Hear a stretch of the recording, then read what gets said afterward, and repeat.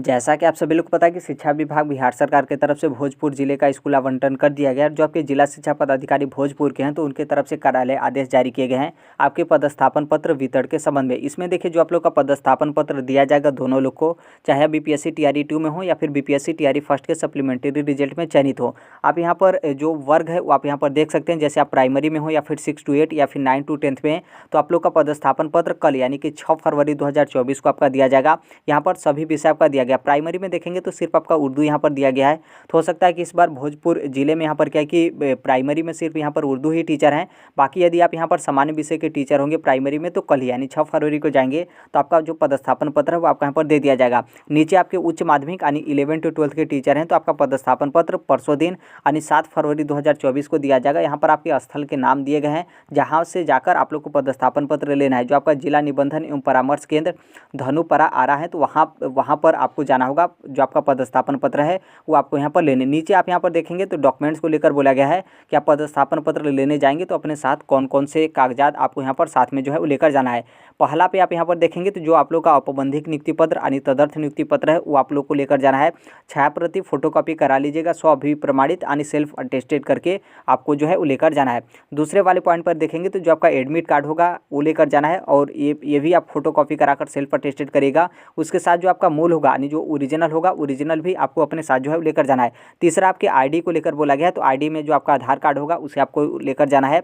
और चौथे और पांचवें वाले पॉइंट पर देखेंगे तो यदि मान लीजिए पहले से आप नियोजित शिक्षक हो या फिर बीपीएससी टीआरई फर्स्ट में ऑलरेडी आप लोग टीचर हैं और आप लोग का सिलेक्शन बीपीएससी टीआरई 2 में भी यहाँ पर आपका हुआ है तो जो आपका विरमण पत्र या फिर अनापत्ति पत्र है उसको लेकर आपका यहाँ पर बोला गया। तो चौथे पॉइंट और पाँचवें पॉइंट को आप यहाँ पर जो है वो देख लीजिएगा।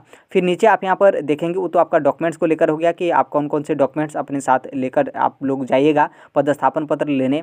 और नीचे आप यहाँ पर देखेंगे तो ये जो आपका कार्यालय आदेश प्रतिलिपि हुआ है जो आपके डायरेक्ट प्रचार है उनको, तो यहाँ से आप एक चीज़ समझिएगा कि जैसे मान लीजिए ये जो आपका भोजपुर जिला है तो भोजपुर जिले का आपका तो पता चल गया, आरा जिला के कौन से डेट को आपका पदस्थापन पत्र दिया जाएगा। इसके अलावा यदि मान लीजिए कोई और आपका दूसरा जिला है और उस जिले का जो आपका पदस्थापन पत्र है वो आपका वितरण जो है आपका किया जा रहा है और उसी बीच में आप लोग यहाँ पर आवासीय प्रशिक्षण में हैं तो पूरा कोशिश करिएगा कि एक दिन का समय जो है आप निकाल कर आइएगा। और जो आपका पदस्थापन पत्र है पदस्थापन पत्र लेने के बाद जो आप लोग का विद्यालय आवंटित किया गया होगा उस विद्यालय में आप जो है कार्यभार जो है वो ले लीजिएगा। फिर कार्यभार लेने के बाद आप फिर जो है आवासीय प्रशिक्षण में चले जाएगा। इससे आप लोग को फ़ायदा यहाँ पर ये होता है कि आप जिस दिन से विद्यालय में कार्यभार ले लेंगे उसी दिन से जो आपका सैलरी होता है वो आपका सैलरी ऐड होना स्टार्ट हो जाता है।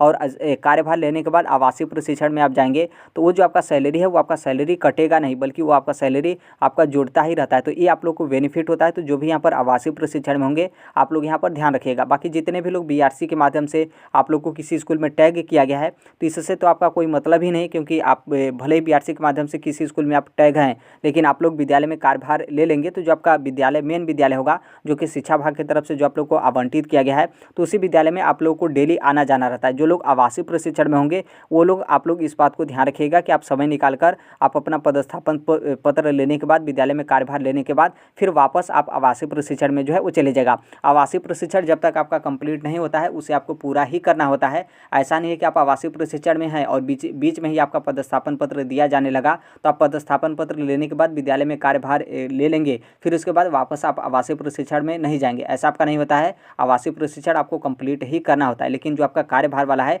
इसे आप ध्यान रखिएगा।